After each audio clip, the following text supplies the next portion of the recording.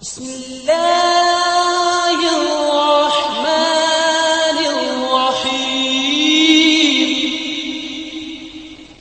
الله نحمده ونستعينه ونستغفره ونؤمن به ونتوكل عليه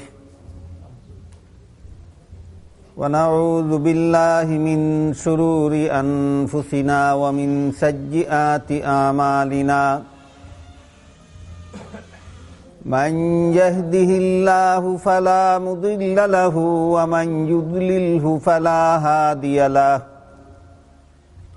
ونشهد أن لا إله إلا الله وحده لا شريك له ونشهد أن سيدنا ونبينا ومولانا محمدا عبده ورسوله صلى الله تعالى عليه وعلى آله وأصحابه وبارك وسلم أما بعد فأعوذ بالله من الشيطان الرجيم بسم الله الرحمن الرحيم يا أيها الذين آمنوا قوا أنفسكم وأهليكم نارا وقودها الناس والحجارة وقال رسول الله صلى الله عليه وسلم مروا أولادكم بالصلاة إذا بلغوا 7 سنين واضربوهم إذا بلغوا 10 وقال عليه الصلاة والسلام طلب العلم فريضة على كل مسلم أو كما قال عليه الصلاة والسلام শ্রদ্ধেয় সভাপতি হযরত উলামায়ে কেরাম, মুহতারাম হাজিরিন, আল্লাহ পাক রব্বুল আলামিনের অশেষ মেহেরবানি, আমাদেরকে আল্লাহ এমন একটা সমাবেশে যোগদান করার তৌফিক দান করেছেন যে সমাবেশে কোরআন পড়া হবে এবং কোরআন বুঝাইয়া দেওয়া হবে। এমন সমাবেশ সম্পর্কে হাদিস শরীফে রাসূল করিম সাল্লাল্লাহু আলাইহি ওয়াসাল্লাম বলেন, যে সমাবেশে কোরআন পড়া হয়, কোরআন বুঝাইয়া দেওয়া হয়, এমন সমাবেশে যারা যোগদান করে তাদের চতুর্দিক থেকে আল্লাহর রহমতের ফিরিস্তারা ঘেরাও করে থাকেন। ইল্লা হাফাতহুমুল মালাইকাতু ওয়া গাশিয়াতহুমুর রাহমা। কোরআন বুঝার সমাবেশে যারা বসে তাদের উপর আল্লাহর রহমত এত বেশি পরিমাণে নাজিল হয় যে আল্লাহর রাসূল বলেন আল্লাহর রহমত তাদেরকে ডাকিয়া ফেলে। ওয়া নাযালাত আলাইহিমুস সাকিনাহ। কোরআন বুঝার সমাবেশে যারা বসে যোগদান করে তাদের অন্তরে আল্লাহর পক্ষ থেকে সান্ত্বনা নাজিল হয়। ওয়া যাকারাহুমুল্লাহু ফীমান ইনদা। কোরআন বুঝার সমাবেশে যারা যোগদান করে তাদের ব্যাপারে আল্লাহ তাঁর দরবারের ফিরিস্তাদের সাথে আলোচনা করেন। আলোচনার শেষ পর্যায়ে আল্লাহ বলেন, ফিরিস্তারা তোমরা সাক্ষী থাকো, আমার কোরআন বুঝার সমাবেশে যারা যোগদান করলো আমি তাদের জীবনের গুনাহ মাফ করে দিলাম। আশা করি হাদিসের মর্মটা বুঝে থাকলে আপনারা অতি সহজে বুঝতে পারেন যে আল্লাহ আমাদেরকে কত বড় একটা বরকতের সমাবেশে যোগদান করার সৌভাগ্য দান করেছে। এমন একটা বরকতময় সমাবেশে যোগদান করার জন্য আল্লাহ আমাদের তৌফিক দান করেছেন, এই জন্য আমরা আল্লাহর শুকরিয়া আদায় করি আলহামদুলিল্লাহ। প্রশ্ন জাগতে পারে যে এমন সবাই যোগদান করলেই যদি জীবনের সব গুনাহ মাফ হয়ে যায়, তাহলে আর জীবন ভর গুনাহ করতে থাকলে অসুবিধা কি? অবশ্যই এই প্রশ্নের মীমাংসা আমাদের জানা থাকা দরকার। মানুষের গুনাহ দুই প্রকার। এক প্রকার গুনার নাম সগীরা গুনাহ, সাধারণ গুনাহ। আর এক প্রকার গুনার নাম কবিরা গুনাহ, সাংঘাতিক গুনাহ। সগীরা গুনাহ কোন গুনাহকে বলা হয়? যে গুনার কারণে দুনিয়াতে অথবা আখেরাতে শাস্তির বিধান নেই, বরং কোন নেক আমলের উসিলায় আল্লাহ এমনিতেই মাফ করে দেন। এই গুনাহগুলিকে সগীরা গুনাহ বলা হয়। আর কবিরা গুনাহ এমন গুনাহকে বলা হয় যে গুনার কারণে দুনিয়াতে অথবা আখেরাতে শাস্তির বিধান আছে, এমন গুনাহকে কবিরা গুনাহ বলা হয়। যেমন নীরবে নির্জনে একা একা, যেখানে আর কেউ দেখে না, সেখানে বিনা দরকারে উলঙ্গ হওয়া, এটাও একটা গুনার কাজ। কিন্তু যেহেতু আর কেউ দেখে না, এই জন্য এটা কবিরা গুনাহ নয়, এটা একটা সগীরা গুনাহ। নীরব নির্জনে যেখানে উলঙ্গ হলে আর কেউ দেখবে না, আমার কথা বুঝে থাকলে বলুন তো, এটা কবিরা গুনাহ না সগীরা গুনাহ? কেন? আর কেউ যেহেতু দেখে না, এই জন্য সগীরা গুনাহ। যেখানে উলঙ্গ হলে অন্যরা দেখবে, সেখানে উলঙ্গ হওয়া কবিরা গুনাহ। তো সগীরা গুনার উদাহরণ হলো এমন নীরব নির্জনে উলঙ্গ হওয়া, যেখানে অন্য কেউ দেখে না, সেখানে যদি বিনা দরকারে উলঙ্গ হয়, তাহলে সগীরা গুনাহ হয়। আর যেখানে উলঙ্গ হলে সতর খুললে, পুরুষের নাভির থেকে হাঁটু পর্যন্ত সতর, নাভির থেকে হাঁটু পর্যন্ত এই অংশটুকু যেখানে খুললে মানুষে দেখবে, সেখানে এই অংশ খোলা রাখা কবিরা গুনাহ। একই উদাহরণ সগীরা গুনারও, একই উদাহরণ কবিরা গুনারও। নির্জনে খুললে হয় সগীরা গুনাহ, আর মানুষের সামনে খুললে হয় কবিরা গুনাহ। সগীরা গুনার কারণে দুনিয়াতে আখেরাতে কোনো শাস্তির ব্যবস্থা নাই, নেক আমলের উসিলায় আল্লাহ এমনিতেই মাফ করে দেন। আর কবিরা গুনাহ করলে পরে এটা মাফের জন্য বিশেষ ব্যবস্থা আছে, সেই ব্যবস্থা গ্রহণ করতে হয়। এর মধ্যে সবচেয়ে বড় বিশেষ ব্যবস্থা হলো কবিরা গুনাহ তওবা করে ছেড়ে দিলে আল্লাহ সারা জীবনের সমস্ত কবিরা গুনাহ মাফ করে দেন। গুনার জন্য লজ্জিত হয়, অনুতপ্ত হয়, গুনার অভ্যাস ছেড়ে দিয়ে আল্লাহর সাথে ভবিষ্যতে আর কোনোদিন গুনাহ না করার ওয়াদায় আবদ্ধ হলে, মানুষের কোনো হক নষ্ট করার মাধ্যমে গুনাহ করে থাকলে সেই হক আদায় করে দিলে, আল্লাহর কোনো হক নষ্ট করে গুনাহ করে থাকলে সেই হকের কাজা করে নিলে, আল্লাহর কাছে কান্নাকাটির মাধ্যমে মাফ চাইলে, এটার নাম হইল তওবা। এভাবে তওবা করলে কবিরা গুনাহ আল্লাহ জীবনের সমস্ত কবিরা গুনাহ মাফ করে দেন। এই সবাই যোগদান করা মাত্রই জীবনের সমস্ত সগীরা গুনাহ মাফ হয়ে যায়। আর এখানে কবিরা গুনাহ মাফের যে ব্যবস্থা বলে দেওয়া হয়, এই ব্যবস্থা গ্রহণ করলে আল্লাহ জীবনের সমস্ত কবিরা গুনাহ মাফ করে দেন। সারমর্ম এই দাঁড়ালো যে এমন মুবারক সবাই আমরা যারা যোগদান করি, যোগদান করা মাত্রই জীবনের সমস্ত সগীরা গুনাহ মাফ হয়ে গেল। আর এখান থেকে যে ব্যবস্থা দেওয়া হইল, সেই ব্যবস্থা গ্রহণ করে বিদায় হইলে, বিদায় হওয়ার সাথে আমরা কবিরা গুনাহ থেকেও মাফ পাইয়া বিদায় হইতে পারি। কাজেই এটা এমন একটা মূল্যবান সভা, যেই সভা জীবনের সমস্ত সগীরা গুনাহ মাফেরও ব্যবস্থা, জীবনের সমস্ত কবিরা গুনাহ মাফেরও ব্যবস্থা।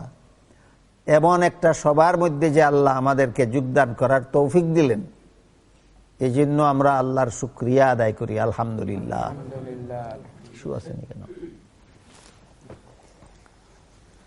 আমি আশা করি আপনারা জানেন এই সবার আয়োজন বাংলাদেশের দেউলগ্রাম মাদ্রাসা যারা চিনেন, এই মাদ্রাসার উদ্যোগে এই সবার আয়োজন আজকে করা হয়েছে। এজন্য মাদ্রাসাগুলি সমাজে থাকলে দুনিয়ার মানুষের কি উপকার হবে, আমাদের কি উপকার হবে, মাদ্রাসার সাথে যারা জড়িত তাদের কি উপকার হবে, মাদ্রাসাগুলি দুনিয়াতে না থাকলে গোটা দুনিয়াবাসীর কি ক্ষতি হবে, আমাদের কি ক্ষতি হবে, মাদ্রাসায় যারা জড়িত তাদের কি ক্ষতি হবে। আমার মনে হয় এই কথাগুলি মাদ্রাসার সবার থেকেই বুঝে যাওয়া দরকার। সমাজে মাদ্রাসা থাকলে সমাজের মানুষের উপকারটা কি হবে, সমাজে মাদ্রাসা না থাকলে মানুষের ক্ষতিটা কি হবে। এটা বোঝার জন্য আমরা একটা উদাহরণ বোঝার চেষ্টা করি। মানুষের 3.5 হাত বডির মধ্যে বিভিন্ন অঙ্গ প্রত্যঙ্গ থাকে, হাত, পা, নাক, মুখ, কান, চোখ, পেট, পিঠ, বিভিন্ন অঙ্গ প্রত্যঙ্গ থাকে। এই সমস্ত অঙ্গ প্রত্যঙ্গ বিশিষ্ট শরীরের ভিতরে একটা প্রাণ থাকে। প্রাণ যদি শরীরের ভিতর থেকে বের হয়ে যায়, সমস্ত শরীর অকেজু হয়ে ধ্বংস হয়ে যায়। যেমন ভাবে প্রাণের কারণে শরীর জীবিত থাকে, সতেজ থাকে, কর্মঠ থাকে, অ্যাক্টিভ থাকে, প্রাণ বের হয়ে গেলে শরীর নিস্তেজ হয়ে যায়, বেকার হয়ে যায়, ধ্বংস হয়ে যায়। তেমনি ভাবে আল্লাহর গোটা জগৎ, তারও একটা প্রাণ আছে। এই জগতেরও বিভিন্ন অঙ্গ প্রত্যঙ্গ আছে। আল্লাহর জগতের একটা অঙ্গের নাম আসমান, একটা অঙ্গের নাম জমিন, একটা অঙ্গের নাম চন্দ্র, একটা অঙ্গের নাম সূর্য। এইভাবে আল্লাহর জগতের বিভিন্ন অঙ্গ প্রত্যঙ্গ আছে। সবগুলি একটা শরীরের মতো। এটার নাম হইল জগৎ। এইটারও একটা প্রাণ আছে। অঙ্গ প্রত্যঙ্গ বিশিষ্ট শরীরের যেমন প্রাণ আছে, তেমনি ভাবে বিভিন্ন এলাকা বিশিষ্ট জগতেরও একটা প্রাণ আছে। জগতের প্রাণ যখন জগৎ থেকে বের হয়ে যাবে, তখন জগৎ ধ্বংস হয়ে যেতে বাধ্য। শরীরের প্রাণ শরীর থেকে বের হয়ে গেলে যেমন ভাবে শরীর ধ্বংস হতে বাধ্য, তেমনি ভাবে জগতের প্রাণ জগৎ থেকে বিদায় হয়ে গেলে এই জগৎ ধ্বংস হতে বাধ্য। জগতের প্রাণটা কি?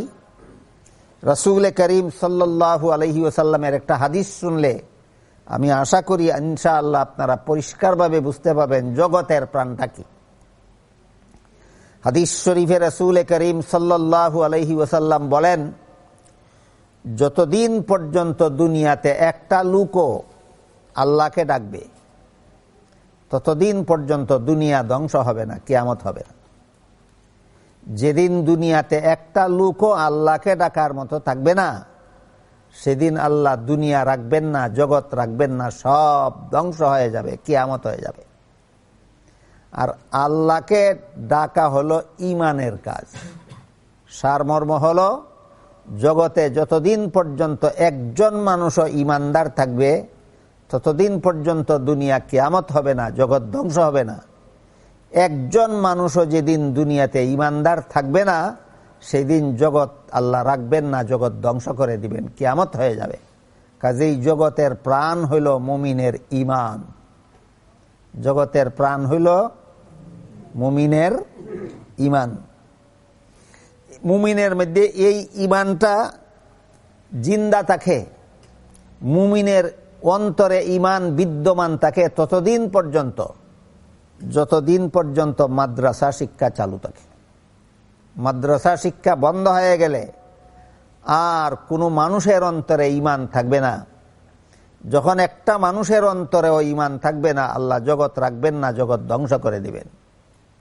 কাজেই মাদ্রাসা আছে বলে কিছু মানুষ ঈমানদার আছে, আর কিছু মানুষ ঈমানদার আছে বলে আল্লাহ আসমান, জমিন, চন্দ্র, সূর্য, গ্রহ, নক্ষত্র, মানব, দানব, জিন, ফিরিস্তা সবগুলিকে সঠিকভাবে বহাল তবিয়তে রেখেছেন। মাদ্রাসা না থাকলে, ঈমান না থাকলে কোনো কিছুই আল্লাহ রাখবেন না, সব ধ্বংস করে দিবেন। সুতরাং মাদ্রাসার দ্বারা আমাদের কি উপকার হয়, সমস্ত জগৎবাসী বহাল তবিয়তে থাকে। মাদ্রাসা না থাকলে সমস্ত জগৎবাসী ধ্বংস হয়ে যাবে। কথা বুঝে থাকলে বলুন তো, মাদ্রাসার দ্বারা শুধু মাদ্রাসার ছাত্রদের উপকার হয়, শুধু মুমিন মুসলমানের উপকার হয়, না সমস্ত জগৎবাসীর উপকার হয়? সমস্ত জগৎবাসীর উপকার হয় মাদ্রাসার দ্বারা। তবে জগৎবাসীর উপকারে আর মুমিন মুসলমানের উপকারে ব্যবধান আছে। জগৎবাসী শুধু জগতে বসবাস করার সুযোগ পায় মাদ্রাসার কারণে, কিন্তু মাদ্রাসার শিক্ষা যারা গ্রহণ করে না, এরা মাদ্রাসার কারণেই দুনিয়াতে জীবিত থাকার সুযোগ পায়, কিন্তু আখেরাতে তারা জাহান্নামের ভয়াবহ শাস্তি ভোগ করতে হবে। মুমিন মুসলমানদের যারা মাদ্রাসার শিক্ষাকে গ্রহণ করেন, তারা দুনিয়াতেও বসবাসের সুযোগ লাভ করেন, আখেরাতেও জাহান্নামের ভয়াবহ শাস্তির থেকে মুক্তি লাভ করবেন এবং চিরস্থায়ী সুখ শান্তির ঠিকানা জান্নাত লাভ করবেন। তাহলে মাদ্রাসার দ্বারা সমস্ত জগৎবাসীর উপকার একরকম, আর মুমিন মুসলমানদের উপকার আর একরকম। মাদ্রাসার দ্বারা সমস্ত জগৎবাসীর উপকার, শুধু দুনিয়ার ক্ষণস্থায়ী জীবনে তারা বহাল থাকতে পারে। পরকালের জাহান্নাম থেকে জগৎবাসী সবাই রক্ষা পাবে না। পরকালের জাহান্নাম থেকে শুধুমাত্র মাদ্রাসা শিক্ষার নির্দেশ যারা পালন করবে, গ্রহণ করবে, তারাই শুধু পরকালের জাহান্নাম থেকে রক্ষা পাবে। তাই আল্লাহ পাক রব্বুল আলামিন পবিত্র কোরআনের আয়াতে বলেন, ইয়া আইয়ুহাল্লাযীনা আমানু কু আনফুসাকুম ওয়া আহলিকুম নারাও ওয়াকুদুহান নাসু ওয়াল হিজারা, অর্থাৎ হে ঈমানদারগণ, তোমরা নিজেরাও ওই আগুন থেকে বাঁচো, তোমাদের বিবি বাচ্চা ছেলে মেয়েকেও ওই আগুন থেকে বাঁচাও, যে আগুনের লাকড়ি হবে মানুষ আর পাথর। মানুষ দিয়া আর পাথর দিয়া যে আগুন জ্বালাইয়া রাখা হবে। বলতে পারেন কেউ, সেটা কোন আগুন? জাহান্নামের আগুন। মানুষ হবে যে আগুনের লাকড়ি, পাথর হবে যে আগুনের লাকড়ি, সেটা দুনিয়ার আগুন নয়, সেটা হলো জাহান্নামের আগুন। আয়াতের মর্ম দাঁড়ালো তাহলে, হে মুমিন মুসলমানেরা, তোমরা জাহান্নামের আগুন থেকে নিজেরাও বাঁচো, নিজের বিবি বাচ্চাকেও বাঁচাও, ছেলে মেয়েকেও বাঁচাও। প্রশ্ন জাগতে পারে যে আল্লাহ যদি আমাদেরকে না বাঁচান, তাহলে আমরা নিজেদেরকেই বাঁচাবো কিভাবে, বিবি বাচ্চাকেই বাঁচাবো কিভাবে? এই প্রশ্নের জবাব হলো, বাঁচাবার মালিক তো আল্লাহ, কিন্তু ব্যবস্থা গ্রহণ করতে হবে আমার। আমি যদি বাঁচার ব্যবস্থা গ্রহণ করি তাহলে আল্লাহ বাঁচাইবেন, আমি যদি বাঁচার ব্যবস্থা গ্রহণ করি না তাহলে আল্লাহ কিছুতেই বাঁচাইবেন না। এই কথাটা বুঝার কতগুলি উদাহরণ আছে। আমরা যখন কোনো রোগে আক্রান্ত হই, তখন সেই রোগ থেকে মুক্তি দেওয়ার মালিককে। তবে আমি কেন ওষুধ খাবো? এটা উসিল্লা। ঔষধ কি রোগ মুক্তির মালিক না উসিল্লা? আল্লাহ রোগ মুক্তি দিবেন ঔষধ ব্যবহারের উসিল্লায়। বলতে পারেন আপনারা, মানুষকে সন্তান দেওয়ার মালিককে। আমি কেন বিয়ে করব? এটা সন্তান পাওয়ার উসিল্লা। আল্লাহ কোনো মানুষের কোলে আসমান থেকে সন্তান নিক্ষেপ করে দেন না, ঢেলে দেন না, বিয়ার উসিল্লায় দেন। যেমন ভাবে রোগ মুক্তির জন্য দেওয়ার মালিক আল্লাহ, কিন্তু চিকিৎসা ব্যবস্থা গ্রহণ করা উসিল্লা, এটা বান্দার দায়িত্ব। যেমন ভাবে সন্তান দেওয়ার মালিক আল্লাহ, কিন্তু সন্তান পাওয়ার জন্য বিয়ে করতে হয় বান্দাকে, এটা উসিল্লা। ঠিক তেমনি ভাবে জাহান্নাম থেকে নাজাত দেওয়ার মালিক আল্লাহ, কিন্তু হালাল হারাম মেনে চলতে হবে বান্দার, এটা হলো আল্লাহ জাহান্নাম থেকে নাজাত দেওয়ার উসিল্লা। আমি যদি হালাল হারাম থেকে বেঁচে চলি, এর উসিলায় আল্লাহ আমাকে জাহান্নাম থেকে নাজাত দেবেন। যারা হালাল হারাম মেনে চলবে না, এদেরকে আল্লাহ জাহান্নাম থেকে নাজাত দিবেন না। তাহলে আয়াতের মর্ম এই দাঁড়াইল যে তোমরা হালাল হারাম মেনে চলো, এর মাধ্যমে তোমরা নিজেদেরকেও জাহান্নামের আগুন থেকে বাঁচাও, তোমাদের ছেলে মেয়েদেরকেও জাহান্নামের আগুন থেকে বাঁচাও। এই হইল জাহান্নামের আগুন থেকে নিজেদেরকে বাঁচানি আর ছেলে মেয়েদেরকে বিবি বাচ্চাকে বাঁচানির এই হইল ব্যবস্থা। আমি নিজেও হালাল হারাম মেনে চলবো, আমার বিবি বাচ্চাকেও হালাল হারাম মেনে চালাবো, তখন আমি নিজেও জাহান্নামের আগুন থেকে বাঁচলাম, আমার ছেলে মেয়েকেও জাহান্নাম থেকে বাঁচালাম। আমি নিজেই যদি হালাল হারাম জানি না, তাহলে আমি নিজেকে জাহান্নাম থেকে বাঁচাবো কিভাবে? আমি যদি আমার ছেলে মেয়েকে জাহান্নাম থেকে হালাল হারাম বেঁচে মেনে চলার ব্যবস্থা না দেই, তাহলে আমার ছেলে মেয়ে জাহান্নামের আগুন থেকে বাঁচবে কিভাবে? কাজেই জাহান্নামের আগুন থেকে বাঁচতে হলে হালাল হারামের বিধান আমাকে জানতে হবে, আমার বিবি বাচ্চাকে জানাতে হবে, এবং এই অনুপাতে আমার নিজেকে চলতে হবে, বিবি বাচ্চাকেও চালাতে হবে। আমি যদি হালাল হারামের বিধিবিধান নিজেই জানি না, তাহলে জাহান্নাম থেকে আমি নিজেই বাঁচার পথ নাই, আমি আমার বিবি বাচ্চাকে বাঁচাবো কিভাবে? আমার কথা বুঝে থাকলে বলুন তো, হালাল হারামের বিধিবিধান জানার ব্যবস্থা আছে কোথায়? একমাত্র মাদ্রাসায়। হালাল হারামের বিধিবিধান জানার ব্যবস্থা আছে একমাত্র মাদ্রাসায়। মুমিন মুসলমানগণ নিজেদেরকেও জাহান্নাম থেকে বাঁচাবার ব্যবস্থা মাদ্রাসায়, মুমিন মুসলমানগণের বিবি বাচ্চাকেও জাহান্নাম থেকে বাঁচাবার ব্যবস্থা মাদ্রাসায়। হাদিস শরীফে রাসূল করিম সাল্লাল্লাহু আলাইহি ওয়াসাল্লাম বলেন, মুরু আওলাদাকুম বিসসালাতি। এই বাতিটা আমার চোখও লাগে, আমি চাইতাম পারি না এই বাতিটার তেজের কারণে। বাতিটা আমার চোখ মুখা জ্বালাই না জানো, অন্য ভাই জ্বালাউকা। হাদিস শরীফে রাসূল করিম সাল্লাল্লাহু আলাইহি ওয়াসাল্লাম বলেন, মুরু আওলাদাকুম বিসসালাতি ইযা বালাগু সাবআ সিনিন ওয়াদরিবুহুম ইযা বালাগু 10। হে আমার উম্মত মুসলমানেরা, তোমাদের বাচ্চাদের বয়স যখন 7 বৎসরের হয়, ছেলে হোক মেয়ে হোক, কোন মুসলমানের সন্তানের বয়স যখন 7 বৎসরের হয়, রাসূল বলেন তখন তাকে নামাজের আদেশ করো। আমার 7 বৎসরের ছেলেকে নামাজ পড়ার জন্য আদেশ করব, আমার 7 বৎসরের মেয়েকে নামাজ পড়ার জন্য আদেশ করব। 7 বৎসরের আগে নামাজ শিখাইলে না না শিখাইলে? তাহলে নামাজ শিক্ষা দেওয়ার বয়স কোনটা? 7 বৎসরের আগে। 7 বৎসরের আগে নামাজ শিক্ষা দিতে হবে। তখন 7 বৎসরের সময় তো আমি তাকে বলতে পারবো নামাজ পড়ো। 7 বৎসরের আগে যদি নামাজ শিক্ষাই না দেই, তো 7 বৎসরের সময় নামাজ পড়ো বললে কি লাভ হবে? হাদিসের দ্বারা পরিষ্কার হয়ে গেল, মুসলমানের সন্তানকে নামাজ শিক্ষা দেওয়ার সময় 7 বৎসর হওয়ার আগ পর্যন্ত। মুসলমানের বাচ্চাকে নামাজ শিক্ষা দেওয়ার সময় কবে? 7 বৎসর হওয়ার আগ পর্যন্ত। যখন শিক্ষা দেওয়া শেষ হইল 7 বৎসরের ভিতরে, তখন 7 বৎসর বয়সে আমি আমার ছেলেকে বলবো নামাজ পড়ো, আমি আমার মেয়েকে বলবো নামাজ পড়ো। এইভাবে আদেশ করে করে নামাজে অভ্যাসী বানাইবার জন্য আল্লাহ এবং আল্লাহর রাসূলের পক্ষ থেকে আরো 3 বৎসরের টাইম দেওয়া হইল। 7 বৎসর থেকে 10 বৎসর পর্যন্ত তোমাদের ছেলে মেয়েদেরকে শুধু নামাজের আদেশ করো, অভ্যাস করুক। 1 বৎসর আদেশ করো, 2 বৎসর আদেশ করো, 3 বৎসর আদেশ করো। 3 বৎসরে যখন অভ্যাস হবে, আগের 7 বৎসর আর পরের 3 বৎসর কত বৎসর হইল? 10 বৎসর বয়সে যদি আল্লাহ রাসূল বলেন কোন মুসলমানের সন্তান নামাজ পড়তে না চায়, রাসূল বলেন তাকে শাসন করে নামাজি বানাও। কারণ মা বাবা সন্তানকে শাসন করলে দুশ্মনী করে শাসন করবে না, আদর করেই শাসন করবে।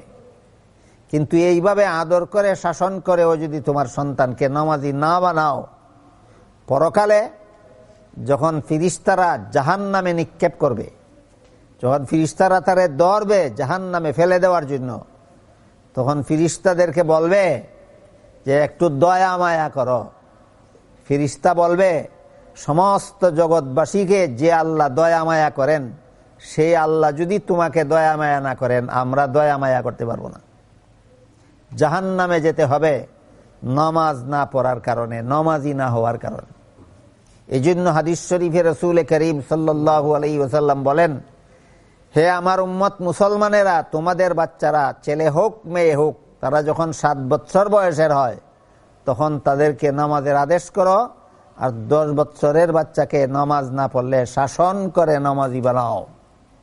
আমাদের বর্তমান সমাজের আমার মনে হয় প্রতি 1000-এর 999 জন মুসলমান রাসূলের নির্দেশ মতো 7 বছরের আগে ছেলে মেয়েকে নামাজ শিক্ষা দেয় না, 7 বছর বয়সে নামাজের আদেশ করে না, 10 বছর বয়সে নামাজের জন্য মা বাবা সন্তানকে শাসন করে না। তাহলে রসুলের নির্দেশটা কি ফালতু না দরকারি? রসুলের নির্দেশ যদি দরকারি হইয়া থাকে, তাহলে এই নবীর উম্মত হইয়া আমি আমার সন্তানকে 7 বছরের আগে নামাজ শিখাবো না কেন? এই নবীর উম্মত হয়ে আমি আমার ছেলে মেয়েকে 7 বছর বয়সে নামাজের আদেশ করব না কেন? এই নবীর উম্মত হয়ে আমি আমার সন্তানকে 10 বছর বয়সে নামাজের জন্য শাসন করব না কেন? যদি এইটুকু না করি, আমার সন্তানকে যদি 7 বছরের আগে নামাজ শিক্ষা না দেই, আমার সন্তানকে যদি 7 বছরের সময় নামাজের আদেশ না করি, আমার সন্তানকে যদি আমি 10 বছরের সময় নামাজি বানাবার জন্য শাসন না করি, এই সন্তানকে নিজের হাতে জাহান্নামে ঠেলে দিলাম। বর্তমান সমাজে যত মুসলমানের সন্তান বেনমাজি আছে, এদের প্রতি 1000-এর 999 জন বেনমাজি বানাইছে নিজের মা বাপে। প্রতি 1000-এর 999 জন বেনমাজি মুসলমানকে বেনমাজি বানাইছে কে? নিজের মা বাপে। সন্তানকে নমাজি বানাবার জন্য রাসূল যে নির্দেশ দিয়েছিলেন, সেই নির্দেশ অবহেলার সাথে, অবজ্ঞার সাথে লঙ্ঘন করেছে। এই জন্য মুসলমানের সন্তান, ছেলে হোক মেয়ে হোক, মুসলমানের সন্তানেরা বেনমাজি হয়ে এই বেনমাজি মুসলমানে জগৎ ভরে গেছে। অথচ বেনমাজি বানানি এর মানে হলো নিজের হাতে নিজে জাহান্নামে ঠেলে দেওয়া। বেনমাজি হওয়ার মানেই হলো নিজের হাতে নিজেকে জাহান্নামে ঠেলে দেওয়া। আশ্চর্য লাগে ওই সমস্ত মা বাবার ব্যাপারে যারা নিজেরা নামাজ পড়ে কিন্তু সন্তানকে নামাজি বানায় না। এমন মা বাবাও যথেষ্ট পরিমাণ আছে সমাজে, যারা নিজেরা নামাজ পড়ে কিন্তু সন্তানকে নামাজি বানায় না। এই সমস্ত মা বাবাকে যদি জিজ্ঞাসা করা হয় যে তোমরা নামাজ পড়ো কেন, বলবে খামোখা পড়ি না জাহান্নাম থেকে বাঁচার জন্য পড়ি। কি বলবে? যে সমস্ত মা বাবারা সন্তানকে বেনমাজি বানাইলেও নিজে নামাজ পড়ে, এদেরকে যদি জিজ্ঞাসা করা হয় কেন নামাজ পড়ো, বলবে খামোখা নামাজ পড়ি না জাহান্নাম থেকে বাঁচার জন্য পড়ি। কি বলবে? জাহান্নাম থেকে বাঁচার জন্য। জিজ্ঞাসা করুন তো, তুমি নিজে যদি জাহান্নাম থেকে বাঁচার জন্য নামাজ পড়ো, তে ছেলে মেয়েরে বেনমাজি বানাইছো কোথায় পাঠাবার জন্য? জবাবটা আপনারাই দেন। যে মা বাপে নিজেরা নামাজ পড়ে জাহান্নাম থেকে বাঁচার জন্য, এই মা বাপের সন্তানকে বেনমাজি বানাইলো কোথায় পাঠাবার জন্য? জবাব পরিষ্কার। এই মা বাবার চেয়ে বড় দুশ্মন জগতে আর কেউ নাই, যেই মা বাবা নিজের কলিজার টুকরা সন্তানকে বেনমাজি বানাইয়া জাহান্নামে পাঠায়। এই সমস্ত মা বাবা কেন সন্তানদেরকে 7 বছরের আগে নামাজ শিক্ষা দিয়া 10 বছরের ভিতরে নামাজি বানায় না? এর মূলে কতগুলি কারণ আছে। 1 নম্বর কারণ, অধিকাংশ মা বাবারা নিজেরাই নামাজ শিখছে না। বিয়া হওয়ার সময় নামাজ পড়তো না মায়েও, বিয়া হওয়ার সময় নামাজ পড়তো না বাপেও, বিয়ার আগে নামাজ কি জিনিস জানতোই না। এখন বিয়ার পরে সন্তানাদি হইয়া গেছে, এখন নিজে যা জানে না সন্তানরে শিখাবে কিভাবে? 1 নম্বর কারণ, অধিকাংশ মা বাবারা নিজের সন্তানকে বেনমাজি বানায় কেন? 1 নম্বর কারণ, নিজেই নামাজ জানে না, সন্তানরে শিখাবে কিভাবে? 2 নম্বর, কিছু মা বাবা এমন আছে যারা নামাজ নিজেরা জানে, এই জন্য নিজেরা পড়ে, কিন্তু সন্তানকে নামাজ শিক্ষা দেওয়ার মতো সময় নাই। সংসারের ঝামেলার কারণে সন্তানকে নামাজ শিক্ষা দেওয়ার মতো সময় মা বাবার হাতে নাই। এই জন্য নিজেরা নামাজি হওয়া সত্ত্বেও সন্তানকে নামাজি বানাতে পারে না। যে কোনো কারণেই হোক, মা বাপের নামাজ না জানার কারণেই হোক, অথবা মা বাপের নামাজ জানা সত্ত্বেও সন্তানকে সময়ের অভাবেই হোক নামাজ শিক্ষা দিতে পারে না, মাদ্রাসা এই সমস্ত মা বাবাকে গ্যারান্টি দেয়, তোমার সন্তানকে আমাদের কাছে পাঠাইয়া দাও। তোমার যে সন্তানকে নামাজ শিক্ষা দেওয়া তোমার উপর ফরজ ছিল, তোমরা মা বাবার সেই ফরজ আমরা মাদ্রাসার উস্তাদেরা পালন করে দেব।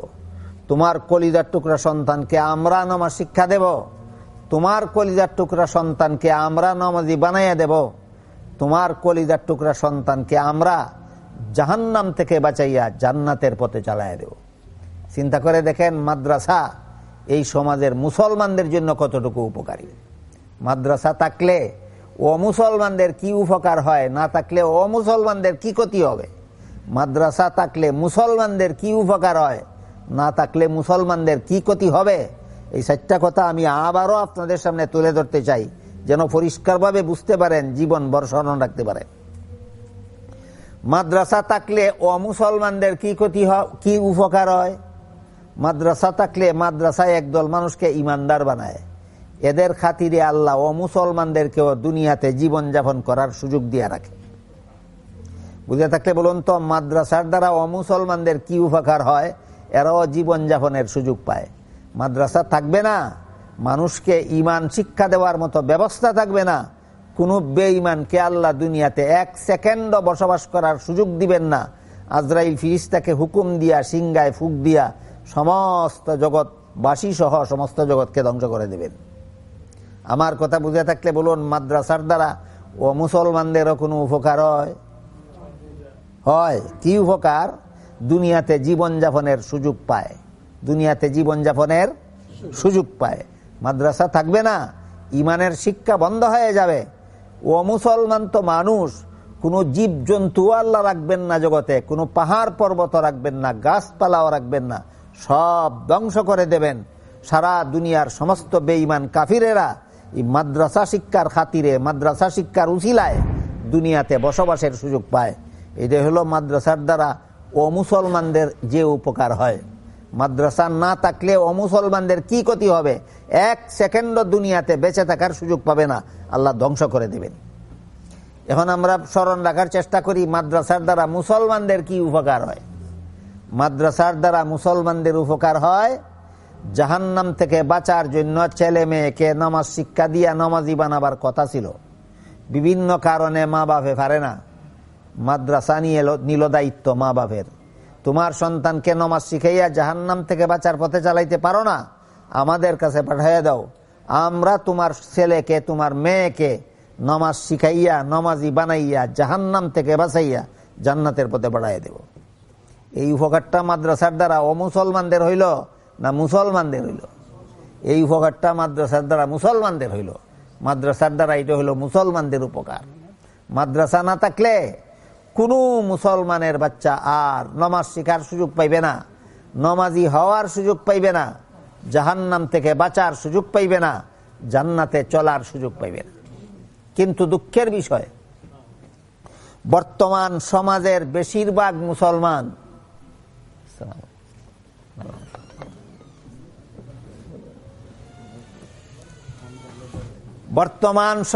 বেশিরভাগ মুসলমান জাহান্নাম থেকে নিজের সন্তানদেরকে বাঁচাবার ফিকিরে নাই। সন্তানে কিভাবে দুনিয়াতে মজায় খাইতে পারে, সন্তানে কিভাবে দুনিয়াতে আরামে থাকতে পারে, এই ফিকির নিয়ে মা বাপ মরণ পর্যন্ত ব্যস্ত। আমার ছেলে দুনিয়াতে কিভাবে মজায় খাইতো আর কিভাবে আরামে থাকতো, এই চিন্তা আছে। কিন্তু আমার কলিজার টুকরা সন্তান কিভাবে জাহান্নাম থেকে বাঁচবে, কিভাবে জান্নাত লাভ করতে পারবে, এই চিন্তা প্রতি লক্ষ মুসলমানের 99,999 জনের অন্তরে নাই। সন্তানে মজায় খাইতো কেমনে, আরামে থাকতো কেমনে দুনিয়াতে, এই চিন্তা আছে। সন্তান আমার জাহান্নাম থেকে বাঁচতো কেমনে, জান্নাতে যাইতো কেমনে, এই চিন্তা নাই প্রতি লক্ষ মুসলমানের 99,999 জনের মুসলমানের অন্তরে। সন্তানকে জাহান্নাম থেকে বাঁচানোর চিন্তা নাই, সন্তানকে জান্নাতে পাঠানোর চিন্তা নাই, সন্তানদের দুনিয়াতে মজায় খাওয়ানোর চিন্তা আছে, আরামে রাখার চিন্তা আছে। এরা সন্তানদের নামাজ শিখায় না, কিন্তু দুধ ভাত খাওয়ায়, আদর কইরা খাওয়ায়। নামাজ না শিখাইয়া জাহান্নামী বানাইছ, কিছুদিনের জন্য দুধ ভাত খাওয়াইয়া লাভটা কি? এটা বোঝার জন্য আমি একটা উদাহরণ দিয়ে থাকি। উদাহরণটা হলো, কুরবানির গরু যেমন সে বাজার থেকে কিনে, কুরবানির 2-4 দিন আগে যারা কিনে, এরা এই গরুরে খাওয়ায়নি, গড়ের গরুর মতো খাওয়ায় না, আরো বেশি আদর করে খাওয়ায়, বেশি আদর করে খাওয়ায়। গড়ের গরুরে পুরান গরুরে এত আদর করিয়া খাওয়ায় না কুরবানির গরুরে যত আদর করিয়া খাওয়ায়। কি তার লাগে? বলে হিটায় আরো খাইবার টাইম আছে, তোরে 3 দিন পরে জব করি লইতাম, ঈদের আগে আগে যা ফারস খাইলা। এটা নি কথা না আর কোনটা? ঠিক তেমনি ভাবে যে মুসলমানের সন্তানরে বেনমাজি বানায় আর দুধ খোলা খাওয়ায়, এর মানি হইল তোরে রেডি করছি জাহান্নামে পাঠাইতাম, মরণের আগে আগে যা ফারস খাইলা। কথা বুঝলানি না বুঝলা না? না বুঝছেন না? বেনমাজি বানাইছ কই ফাটাইতায়? জাহান্নাম। দুধ খোলা খাওয়া ওখানে বলে আর তো কোনটা ভাইতে না, মরবার আগে যা ফারস খাইলা। এই উদাহরণের দ্বারা যদি বুঝে না আসে তার আরেকটা উদাহরণ দিই। এক ব্রাহ্মণে বাজার থেকে কিনলো এক পাঠা আর এক পাটি। আশা করি ফাটাফাটি চিনুন আপনারা যাব। ফাটারে ডিকরা দিয়ে ফাটিরে ডিকরা দিয়া তয় যে ঘাস পায় ঘাস খায়, আর না ভাইলে না খায় উপাস থাকে। আর ফাটারে ঘাসও খাওয়ায়, খোলাও খাওয়ায়, বিস্কুটও খাওয়ায়। দেখা যায় আদর কোনটারে বেশি করে? ফাটারে। অবস্থা দেখিয়া ফাটায় ফাটিরে কয়, যে বাবনায় তরে কিনলো ই বাবনায় আমারেও কিনলো, তরে অত আদর করে না, আমারে যত আদর করে। ফাটিয়ে কয়, তরে আদর করে না আমারে আদর করে, আজকু কইলে আমি তুই বুঝতে না, পূজার তারিখ আইলে নিজে নিজে বুধ পাইবে। পূজার তারিখ আইলে বুধ পাইবে। আদর কিতার লাগি করছিল? হোকাসা বহল কিতার লাগি আদর করছিল? বলি দিত। ফাটিরে অত আদর করে না কেনে? বলি দিত নাই। ফাটারে অত আদর করে এখানে? বলি দিত। এই বাপনায় ফাটারে যে লাখান খাওয়ানি খাওয়ায়, যে মুসলমানের সন্তানরে বেনমাজি বানাইয়া দুধ খোলা খাওয়ায়, ইলাখান খাওয়ানি ওই খাওয়ায়। পারলাম নি বুঝাইতাম বিষয়টা? তাহলে আমরা সন্তানরে বেনমাজি বানাইয়া, নমাজ না শিখাইয়া, হালাল হারাম না শিখাইয়া আমরা কোথায় পাঠাইতেছি? জাহান্নামে পাঠাইতেছি। কলিজার টুকরা সন্তানের প্রতি দরদ বলতে কিছু নাই, বরং এই সমস্ত মা বাবাই হইল সন্তানের জন্য সবচেয়ে বড় দুশ্মন। যে মা বাবারা সন্তানরে বেনমাজি বানাইয়া, হালাল হারাম না শিখাইয়া জাহান্নামের লাকড়ি বানাইল। এই প্রসঙ্গে আমি আপনাদেরকে একটা প্রসিদ্ধ ঘটনার সামান্য একটু অংশ শুনাই। প্রসিদ্ধ ঘটনা এই জন্য কইছি যে ঘটনার নাম শুনলে সবাই বুঝবেন এটা কোন ঘটনা। আর সামান্য অংশ এই জন্য বলছি যে এর বেশি বলার সময় সুযোগ আমার হাতে নাই। ঘটনাটা হইল হযরত ইউসুফ আলাইহিস সালামের ঘটনা। আশা করি সবাই বুঝতে পারছেন ঘটনাটা কোনটা। হযরত ইউসুফ আলাইহিস সালামের ঘটনা। ইউসুফ আলাইহিস সালামের ঘটনা মাগরিবের নামাজের আর মাত্র আধা ঘন্টা সময় বাকি আছে। এখানে ইউসুফ আলাইহিস সালামের ঘটনার ওপেনিংও করা যেত না, এত কম সময়। এই জন্য সামান্য একটু অংশ বলি। হযরত ইউসুফ আলাইহিস সালামের 7 বৎসর বয়সে বড় 10 ভাইয়েরা দুশ্মনী করিয়া আগে কোয়াত ফালাই দিল। পরে কোয়াত্তাকি উঠানির বাদে গুলাম হইয়া একদল ব্যবসায়ীর কাছে বিক্রি করিয়া দিল।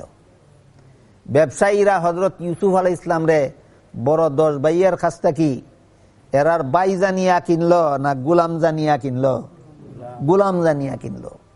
কিনিয়া বাড়ি আসিল সিরিয়ায়।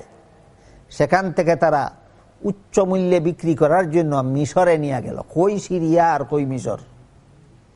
মিশরের বাজারে নিয়ে হযরত ইউসুফ আলাইহিস সালামকে বিক্রি করে দিল। কিনলো কত দিয়া আর বেচলো কত নৌকা?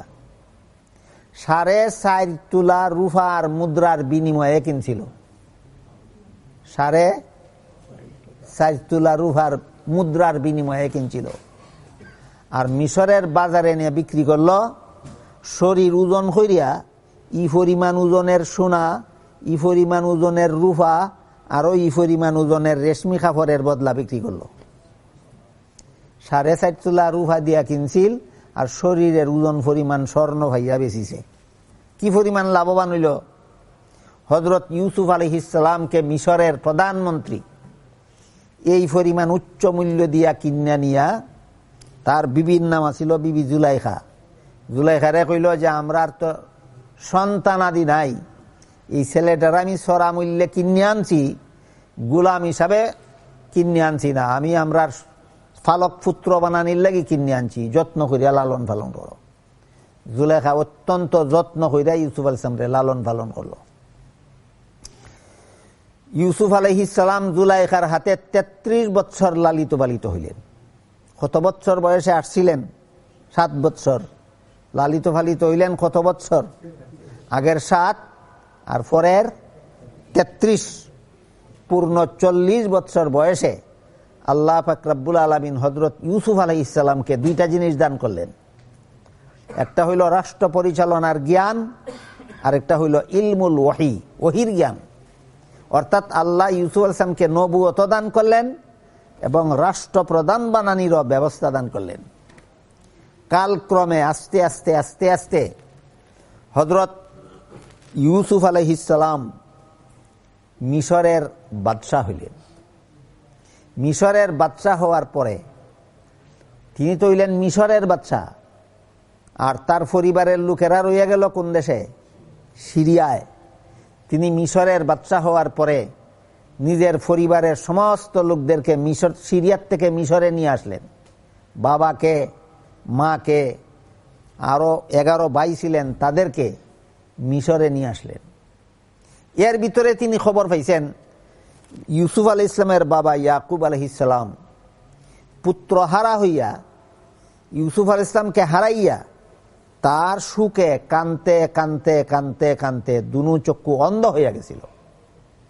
হযরত ইয়াকুব আলাইহিস সালাম ছেলে ইউসুফকে হারাইয়া কানতে কানতে দুই চক্ষু অন্ধ হইয়া গেছিল। ইউসুফ আলাইহিস সালামের বড় 10 ভাই মিশরে আসছিল রিলিফের মাল নেওয়ার জন্য। ইউসুফ আলাইহিস সালামকে ছোটবেলায় তারা বিক্রি করে ফেলছিল, বয়স্ক অবস্থায় দেখে চিনতে পারছে না, মনে করছে ইনি মিশরের বাদশাহ, অথচ তাদের ছোট ভাই ইউসুফ। তারা ওনার কাছে বলল যে আমরা সিরিয়ার থেকে আসছি, আমাদের বাবার নাম ইয়াকুব আলাইহিস সালাম, তিনি আল্লাহর একজন নবী। ছোটবেলায় আমাদের এক ভাই ছিল, নাম ছিল ইউসুফ, তারে বাঘে খাইলাইছে। কার কাছে কয়? কার কাছে কয়? ওই তান কাছে কয়, হয় আমরা ছোট এক ভাই ইউসুফ আছিল, তারে ছোটবেলায় বাঘে খাইলাইছে। তার চিন্তায় আমরার বাপে খানতে খানতে চোখ দুইটা বন্ধ করে লিয়েছে। ইউসুফ আলাইহিস সালাম মনের কথা মনেই রাখলেন, ভাঙলেন না। আমি আগেই কইছি এটা এমন এক লম্বা ঘটনা যা আধা ঘন্টায় শুরুও করা যেত না। আমি একটা উদ্দেশ্যে একটা অংশ শুধু আপনারা শোনাই, এদিক সেদিক বলার মতো সময় সুযোগ নাই। ইউসুফ আলাইহিস সালাম রে যখন তারা কইল যে আমরার ছোট ভাই ইউসুফ রে হারাইয়া বাপে আমরার খানতে খানতে দুই চোখ অন্ধ করে লিয়েছুন, তখন ইউসুফ আলাইহিস সালামে একটা জামা দিলেন বড় 10 ভাইয়ের হাতে, দিয়া কইলেন এই জামাটা দিয়া বাবার চক্ষু মুছিয়া দিও, বাবার চক্ষু ভালো হয়ে যাবে। ইউসুফ আলাইহিস সালামের দেওয়া জামা নিয়ে তারা দিল বাবার কাছে। বাবা এই জামা দিয়া চক্ষু মুছলেন, চক্ষু ভালো হয়ে গেল। এই জামারও একটা ইতিহাস আছে। জামার ইতিহাস হইল হযরত ইব্রাহিম আলাইহিস সালামে নমরুদে যখন অগ্নিকুণ্ডে নিক্ষেপ করেছিল, উলঙ্গ কইরা আগুনে ফেলাইছিল। আল্লাহ পাক রব্বুল আলামিন তখন জিবরিল ফেরেশতাকে বলছিলেন, আমার নবীকে আগুনে নিক্ষেপ করছে, আগুনে পৌঁছার আগে আগে জান্নাতি একটা জামা নিয়ে নবীর গায়ে পরাইয়া দাও। জিবরিল ফেরেশতা ইউসুফ আলাইহিস সালামকে উলঙ্গ অবস্থায় নিক্ষেপ করার পরে আগুনের উপরে তুললে ফেলাই দিলে আগুন পর্যন্ত পৌঁছতে ক ঘন্টা লাগে? কয়েক সেকেন্ডের ব্যাপার। এই কয়েক সেকেন্ডের ভিতরে জিবরিল ফেরেশতা জান্নাতি জামা ইউসুফের গায়ে পরাইয়া দিলেন, ইব্রাহিম আলাইহিস সালামের গায়ে পরাইয়া দিলেন। ইব্রাহিম আলাইহিস সালামের কাছ থেকে সেই জান্নাতি জামা বংশানুক্রমে হযরত ইয়াকুব আলাইহিস সালাম পাইলেন। ইয়াকুব আলাইহিস সালাম সেই জান্নাতি জামা বাস করিয়া তাবিজের মতো বানাইয়া বান্দিয়া ইউসুফ আলাইহিস সালামের গলার মাঝে লটকাইয়া দিলেন। এই বেশতি জামা তাবিজের মতো বান্দা আকারে গলাত লইয়া ওই তিনি বিক্রি হইয়া মিশরে আসছিলেন। তাহলে ইব্রাহিম আলাইহিস সালামের জান্নাত থেকে পাওয়া জামা বংশানুক্রমে কারা তো আইল? ইউসুফ আলাইহিস সালামের তো। এই জামাটা কুলিয়া তিনি বড় 10 ভাইয়ের হাতে দিয়া দিলেন আর বললেন, বাবাকে এই জামা দিয়া চক্ষু মুছে দিলেই বাবার চক্ষু ভালো হয়ে যাবে। বাবার চক্ষু মুছে দিলেন, চক্ষু ভালো হয়ে গেল। এদিকে হযরত ইউসুফ আলাইহিস সালাম আস্তে আস্তে আস্তে আস্তে এই দেশের মিশরের বাদশাহ হইয়া গেলেন। বাদশায় সমস্ত রাষ্ট্রীয় ক্ষমতা ইউসুফ আলাইহিস সালামের হাতে অর্পণ করে দিল। ইউসুফ আলাইহিস সালাম বাদশাহ হইয়া সিরিয়ার থেকে তার বাবাকে, তার পরিবারের যারা ছিলেন সবাইকে মিশরে নিয়ে আসলেন। 7 বছর বয়সে বাবার হাতছাড়া হয়েছিলেন, আর 70 বছর বয়সে আবার বাবার সাথে সাক্ষাৎ হইল। বাবার হাতছাড়া হয়েছিলেন কত বছর বয়সে? আর জীবনের আবার দ্বিতীয়বার সাক্ষাৎ হইল কত বছর বয়সে? প্রথম সাক্ষাতেই ছেলে ইউসুফ বাবা ইয়াকুবকে জিজ্ঞাসা করেন, বাবা আপনার কি তকদিরে বিশ্বাস নাই? আপনার আর আসেনি? তকদিরে বিশ্বাস না থাকলে তো কোনো মানুষ মুসলমানই হইতে পারে না। আমানতু বিল্লাহি ওয়া মালাইকাতিহি ওয়া কুতুবিহি ওয়া রুসুলিহি ওয়াল ইয়াউমিল আখিরি ওয়াল কদরি খাইরিহি ওয়া শাররিহি মিনাল্লাহি তাআলা। এই ওয়াল কদরি খাইরিহি ওয়া শাররিহি এর অর্থ হইল ভালো মন্দ তকদির আল্লাহর দরবারে লেখা আছে, খার কপালে কত খান, যে বিশ্বাস করলাম। ইউসুফ আলাইহিস সালাম বাবা ইয়াকুব আলাইহিস সালামের এই 70 বছর 63 বছর বিরহের পরে সর্বপ্রথম সাক্ষাতেই জিজ্ঞাসা করলেন, বাবা আপনি কি তকদির বিশ্বাস করেন না? বাবা জবাবে বললেন, পুত্র তুমি আমাকে এটা কি প্রশ্ন করলে? আমি তো একজন নবী, আমি তকদির বিশ্বাস করব না কেন? তকদির বিশ্বাস না করলে তো কোনো মানুষ মুসলমানই হইতে পারে না। যে তকদির বিশ্বাস না করলে কোনো মানুষ মুসলমান হইতে পারে না, আমি একজন নবী হইয়া সেই তকদির বিশ্বাস করি কিনা প্রশ্ন করলা তুমি, এটা কেমন প্রশ্ন হইল? ইউসুফ আলাইহিস সালাম বলেন, যদি আপনি তকদির সঠিকভাবে বিশ্বাস করতেন তাহলে আমাকে হারাইয়া কানলেন কেন? আমি যদি আপনার কাছে থাকতাম তাহলে সুখে শান্তিতে থাকতাম, খাইতাম। হারাইয়া যাওয়ার কারণে দুঃখ দুর্দশায় জীবন যাইব, এই কারণে যদি কান্দিয়া থাকেন তাহলে তকদিরের বিশ্বাস রইল কোথায়? বুঝলানি আপনারা কোনটা? আমি যদি আপনার খাসা খান্দার থাকতাম তে সুখে শান্তিতে থাকতাম, খাইতাম। হারাইয়া যাওয়ার কারণে আমার দুঃখ দুর্দশা হবে, এই চিন্তায় যদি কান্দিয়া থাকেন তাহলে তকদিরের উপরে ইমান আপনার রইল কই? খেয়ে জিগায় খারে, ফুয়াই জিগায় বাপ রে, নবী দুজনই। কথা বুঝে আইছি না বুঝে আইছে না? খেয়ে জিগায় খারে, ফুয়াই জিগায় বাপ রে, দুজনই নবী। ফুয়াই বাপ রে কয় তকদিরের উপরে আপনার ইমান রইল কই? কথা বুঝছেন নি? দেখুন এইবার বাবাই জবাব দিন, তুমি আমার খাসা খান্দার থাকলে সুখে শান্তিতে থাকলায়নে, খাইলায়নে, আর আমার হাত ছাড়া হওয়ার কারণে দুঃখ দুর্দশা হবে, এই চিন্তায় মুটেও কাঁদছি না। এই চিন্তায় মুটেও কাঁদছি না। এই চিন্তায় আমার কানতে দেয় না। আমার তকদিরের উপরে ইমান আছে। তোমার কপালত যে পরিমাণ সুখ শান্তি আছে আমার কাছে থাকলেও ভাইবাই, আর এই গেলেও ভাইবাই। তোমার কপালত যতখান দুঃখ আছে আর এই গেলেও ভাইবাই, আমার হাতের তলে থাকলেও ভাইবাই।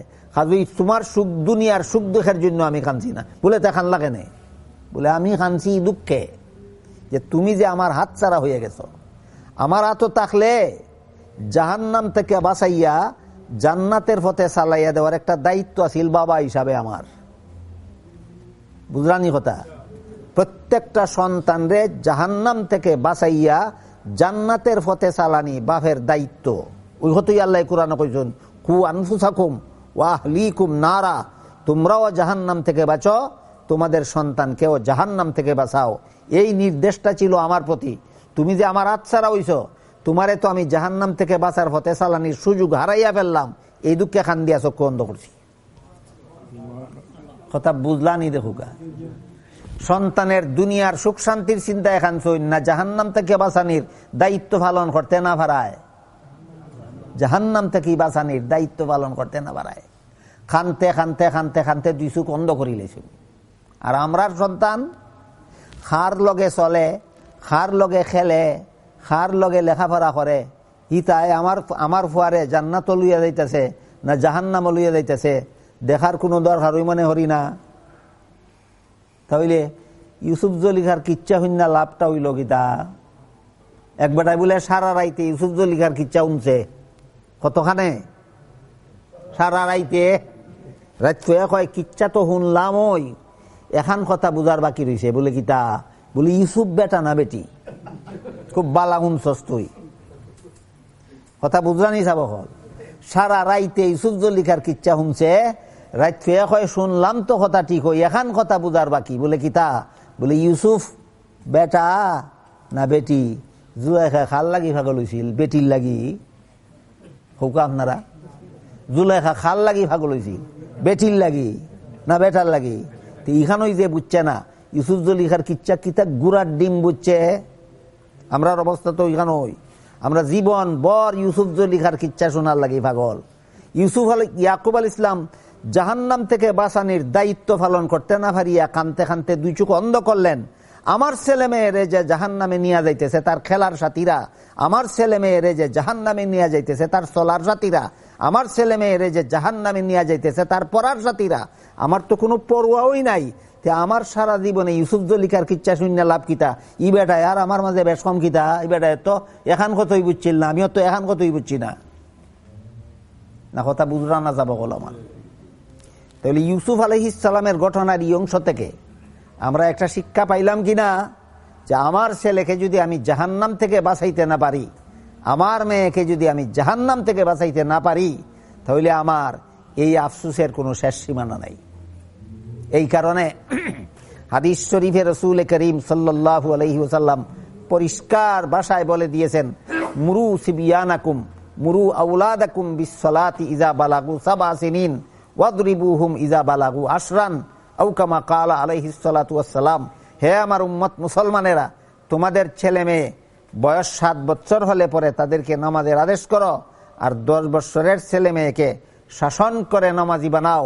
এটা হইল সন্তানকে জাহান্নাম থেকে বাঁচানোর প্রথম পদক্ষেপ, পয়লা ব্যবস্থা।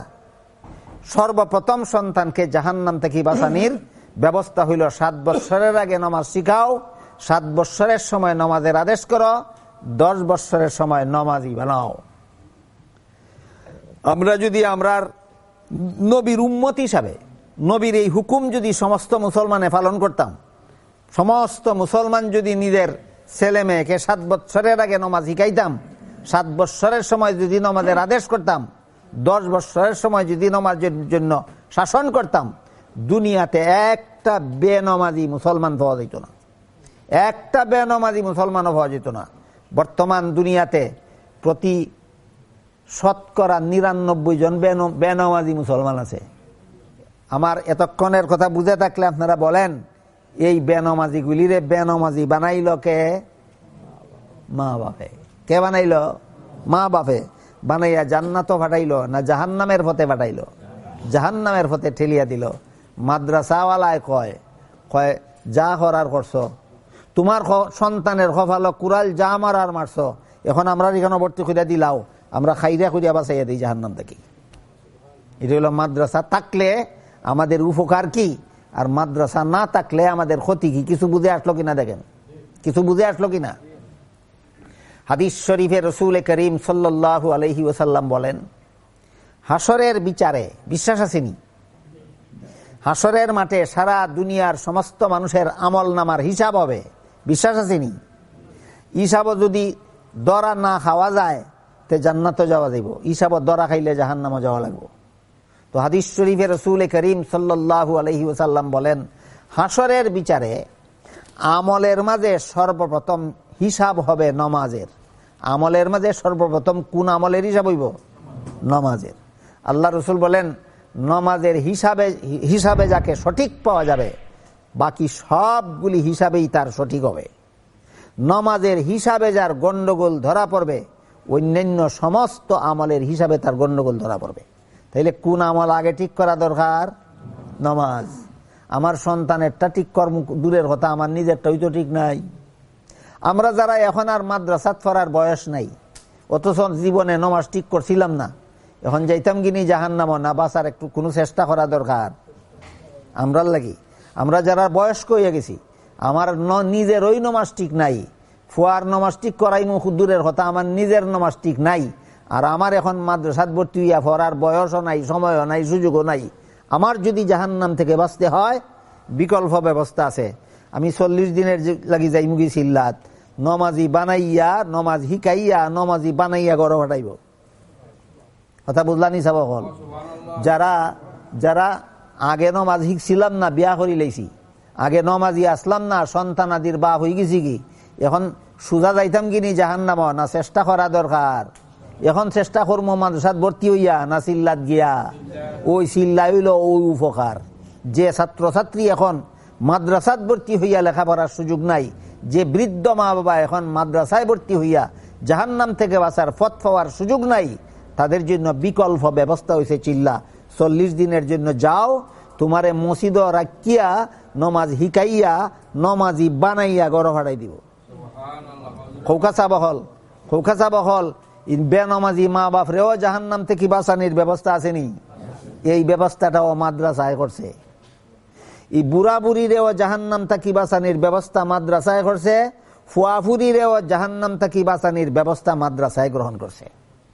এই জন্য মাদ্রাসার দ্বারা আমাদের তাকলে হইল এই উপকার, না তাকলে হবে এই ক্ষতি। হাদিস শরীফে রাসূল করিম সাল্লাল্লাহু আলাইহি ওয়াসাল্লাম আরো বলেন, নমাজের হিসাব নিতে গিয়া যদি কোনো মুসলমানের নমাজের আমলের মাঝে তুরা কিছু ব্যতিক্রম মিলে, না জীবন বর ব্যতিক্রম, না মাঝে মাঝে কিরকম? একদিন ঘুম ভাঙছে না, ফজরের নামাজ পড়তে পারছে না। একদিন অসুস্থতার কারণে নামাজ পড়তে পারছে না। একদিন এমন জামেলাত পড়ছিল, জামেলাত থেকে ছুটতে ছুটতে নামাজে রক্ত গেছে। কি এটা কি রেগুলার না অ্যাক্সিডেন্টলি? অ্যাক্সিডেন্টলি এরকম যদি কোনো বেগাত নামাজের হইয়া থাকে, আমল নামাজ হিসাব ধরা পড়ব আসরের মাঠে। আল্লাহর রাসূল বলেন, আল্লাহ ফিরিস্তাদেরকে বলবেন, ফিরিস্তা অ্যাক্সিডেন্টলি কোনোদিন আমার বন্দার নামাজ ব্যতিক্রম হইছে, এটার লাগে আমি চাই না বন্দারে আযাব দিতাম। তুকাইয়া দেখো তার আমল নামাজ সুন্নত নামাজ নিয়ে আছে।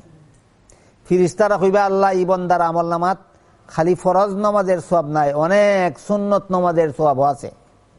তখন আল্লাহ ফিরিস্তারার একটা হিসাব দিয়া দিবা যে 1 রাকাত ফরজ নামাজের ব্যতিক্রম হইয়া থাকলে 70 রাকাত সুন্নত নামাজ দিয়া এটা পূরণ কইরা সারি দাও। একদিন ঘুম ভাঙলো না করি ফজরের 1 রাকাত ফরজ পড়তাম পারলাম না, 2 রাকাত। একদিন ঘুম ভাঙলো না করি ফজরের 1 রাকাত ফরজ পড়তাম পারলাম না, 2 রাকাত। 1 রাকাত ফরজের ক্ষতিপূরণ যদি 70 রাকাত সুন্নতের দ্বারা হয়, তাহলে 2 রাকাত ফরজের ক্ষতিপূরণ হইব কত রাকাত সুন্নতের দ্বারা? 140 রাকাত। তাইলে একদিনের 2 রাকাত ফরজ নামাজের ব্যতিক্রম হইলে ক্ষতিপূরণ দেওয়া হবে হাসরের মাঠের হিসাবে 140 রাকাত সুন্নত নামাজ এর সওয়াব যদি আমার আমল নামাজ থাকে। কাজেই সুন্নত যত কমাইয়া পড়া যায় ততই লাভ। কিতাব বুঝি শুনি খোকা, সুন্নত যত কমাইয়া পড়া যায় ততই লাভ, না পড়াও লাগে না?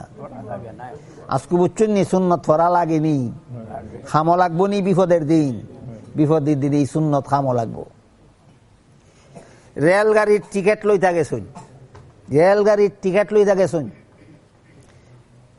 150 পাউন্ড, ধরেন একটা কথার কথা, 150 পাউন্ড টিকিটের দাম। আপনার কাছে 50 পাউন্ডই নোট আছে, 1 পাউন্ড নাই, কটা টিকিট মিলব? তা আপনার টিকিট আটকিল 50 পাউন্ডের অভাবে না 1 পাউন্ডের অভাবে? ওই আটকিব ওই সুন্নতের অভাবে, ওই হিসাবে সময় আটকা পড়ব। কথা বুঝলানি না? বুঝলা না? বুঝি থাকলে হোকা সুন্নতের দরকার নাই না দরকার আছে? যত কমাইয়া পড়া যায় ততই বালা, না যত বেশি পড়া যায় ততই বালা। বর্তমান সমাজে আন্দোলন চলছে, সুন্নত লাগে না আর ফরতে কমাইয়া পড়ো লাগে না। কি রকম হয়, জুম্মার নামাজের আগেও কোনো সুন্নত পড়িও না, বাদেও কোনো সুন্নত পড়িও না, এটা লাগে না। আন্দোলন চলছে। আর যদি ওই ফরতায় যাওতে কমাইয়া পড়ো, বলে কেমনে? বলে তারাবি 20 রাকাত নাই 8 রাকাত তুইরা যাও গিবার হইয়া। আন্দোলনটা কিতা আপনার আর হিসাব সার ফাওয়ার আন্দোলন না আটকানির আন্দোলন? বুঝরানি কোনটা আমার কথায়? এই যে সুন্নত লাগে না আন্দোলন একটা চলছে, তারাবি বেশি নাই 20 রাকাত নাই 8 রাকাত পড়ো আন্দোলন যে চলছে, দেখি হিসাবের সময় খালাস পাওয়ার আন্দোলন না আটকা পড়ার আন্দোলন? ও হান ইয়াদ রাখুন জানো, এই আন্দোলন জাহান্নামে ফাটানির আন্দোলন, এই আন্দোলন জাহান্নাম থেকে নাজাতের আন্দোলন নয়। হাদিস শরীফে রাসূল করিম সাল্লাল্লাহু আলাইহি ওয়াসাল্লাম বলেন, যে বন্দার অ্যাক্সিডেন্টলি একদিনে ফরজ নামাজ পড়তে পারছে না, রেগুলার না অ্যাক্সিডেন্টলি ফরজ নামাজ পড়তে পারছে না, তার আমল নামাত কি সুন্নত নামাজ আছে? দেখো আল্লাহ রসুলে ফরমাইন ফিরিস্তায় কইবা আছে বলে 70 রাকাত সুন্নত দিয়া 1 রাকাত ফরজের ক্ষতিপূরণ দিলাও।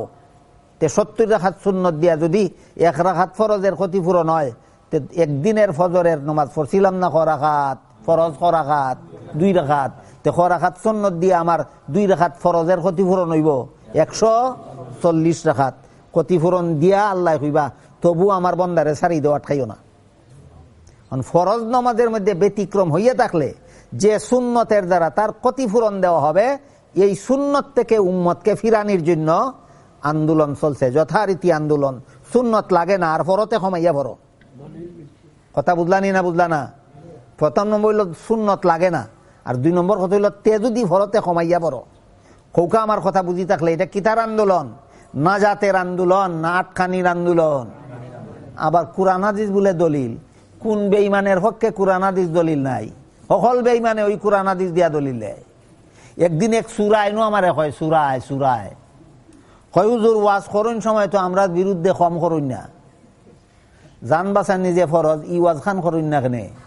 আমারে কয় হুজুর ওয়াজ করুন সময় তো আমরা বিরুদ্ধে কম করুন না, জান বাঁচা নিজে ফরজ, ই ওয়াজ খান করুন না কেন? বলে এও খানত্ব করি। আমি কইলাম বলে এও খানত্ব করি? কয় আমরা চুরি করি জান বাঁচা নি লাগি হই। হয় আমরা চুরি করা এটা ফরজ, এটা জান বাঁচানি লাগি করি। হে বিনা দলিলে কইছে না, হেও একটা দলিল দিছে। দলিল দিলে লিয়ে যায় কি না? দলিল বুঝা লাগবো। তুই কার কাছে দলিল বুঝিছস? তোর উস্তাদ খে, ইতার কোনো উস্তাদ লাগে না। ছটি বই কিনা লাইব্রেরি থেকে আর গড় বইয়া পড়ে আর দলিল দেয়। আমি জিজ্ঞাসা বকল ছটি বই লাইব্রেরি থেকে কিনিয়া গড় বইয়া হইরা যদি রুগীরে অপারেশন করে, কোনো ভার্সিটির ভর্তি হইয়া কোনো প্রফেসরের কাছে যদি প্রশিক্ষণ গ্রহণ না করে, তে রুগীর দশাটাকে তৈব। এই ডাক্তারের রুগীর যে দশা হইব, যে বেটায় কোনো উস্তাদের কাছে কোরআন হাদিস শিখে না, তার কোরআন হাদিসের কোনো উস্তাদ নাই, এ কোরআন হাদিস দিয়ে দলিল দেয় যে কথা কইব, ই কথার দ্বারাই মুসলমানের ইমানের সেই দুর্দশা হবে। এই কারণে আমরা সরাসরি রসুলের কথার থেকে আমরা জীবনের দিক নির্দেশনা গ্রহণ করি। রসুল করিম সাল্লাল্লাহু আলাইহি ওয়াসাল্লাম বলেন, হাসরের মাঠে বন্দার আমলের মাঝে সর্বপ্রথম নমাজের হিসাব হবে, যার নমাজের হিসাবে সামান্য ব্যতিক্রম হওয়া যাইব। 1-2টা ফরজের মধ্যে ব্যতিক্রম কোনোদিন হয়ে গেছি কি? একটা ফরজের ক্ষতিপূরণ 70টা সুন্নত নমাজের দ্বারা দেওয়া হবে। যার শূন্য আমল নামার মধ্যে এতগুলি সুন্নত পাওয়া যাইব, তার ফরজ নমাজের ক্ষতিপূরণ দেওয়া হইব। যার আমল নামার মধ্যে এত সুন্নত মিলত নাই, তার ক্ষতিপূরণ দেওয়ার কোনো উপায় থাকবে না। তার এক বেলার ফরজ নমাজ সময় মতো না পড়ার কারণে 2,88,00,000 বছরের জন্য জাহান্নামে যেতে হবে। বুঝি থাকলে খোকাচা বকল, বেলার ফরজ নামাজ না পড়লে কতদিনের জাহান্নাম? এক বেলার ফরজ নামাজ না পড়ার কারণে 2,88,00,000 বছরের জন্য জাহান্নাম। মা বাপে না পড়ি থাকলে মা বাপেরও জাহান্নাম, সন্তানে না পড়ি থাকলে সন্তানেরও জাহান্নাম। মাদ্রাসায় কয়, মা বাপ তোমরাও সিল্লাতে কি নমাজ শিক্ষা নমাজ হয়ে যাও গি, আর তোমরার ফুয়াফুরিরে আমরা এখানে ফাটাই দাও, আমরা তোমরার ফুয়াফুরিরে অনমাজি বানাইয়া জাহান্নাম থেকে খালাস করে দিই। বুঝলানি সাবল? মাদ্রাসা থাকলে কি তৈব, না থাকলে কি তৈব? বুঝলানি কিছু? কাজই যদি বুঝি থাকুন মাদ্রাসা থাকার দরকার, মাদ্রাসা থাকলে আমাদের এই উপকার হবে, মাদ্রাসা না থাকলে আমাদের এই ক্ষতি হবে, তাহলে অবশ্যই মাদ্রাসা থেকে নিরাপদ দূরে অবস্থান করা দরকার, না মাদ্রাসার সাথে জড়াইয়া থাকা দরকার। যে মাদ্রাসা আমাদের দুনিয়াতে আখেরাতে এত উপকারী, এই মাদ্রাসার সাথে সমস্ত মুসলমানকে জড়াইয়া থাকার তৌফিক দিউকা আল্লাহ। সবাই খুকা আমিন।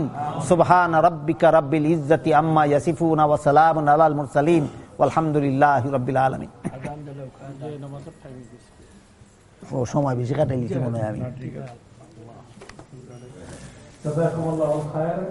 কতক্ষণ আমরা বিশিষ্ট আলিম আন্তর্জাতিক খ্যাতি সম্পন্ন মুফাসসিরে কোরআন আল্লামা নুরুল ইসলাম ওয়ালিপুরি মাদ্রাসাহুল আলির কাছ থেকে আমরা গুরুত্বপূর্ণ নসিহত শুনলাম। আল্লাহ রাব্বুল আলামিন আমাদের সবাইকে আমল করার তৌফিক দান করেন। আমরা সবাই বলি আমিন।